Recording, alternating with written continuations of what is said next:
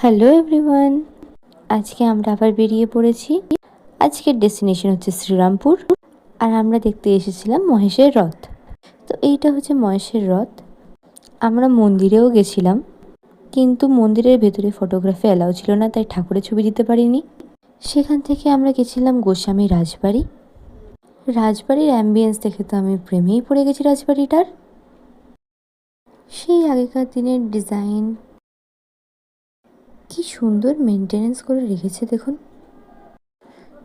তো রাজবাড়িতে আমরা এসে একটু ঘুরলাম। এখানে দুর্গা মন্দিরও ছিল, কিন্তু তখনও দরজা খোলা হয়নি। রাজবাড়িতে ঘোরাঘুরির পর কটা ছবি তুলে চলে গেলাম আমরা চার্চে, সেন্ট ওলাভস চার্চ। তারপরে চলে গেলাম খাওয়া দাওয়া করতে। চলে গেছিলাম মুখার্জিস রেস্টুরেন্টে। রেস্টুরেন্টের অ্যাম্বিয়েন্স আমার খুব ভালো লেগেছিল। সেখান থেকে খাওয়া দাওয়া করে চলে গেলাম রাধা গোবিন্দের মন্দিরে। মন্দিরটাও বন্ধ ছিল।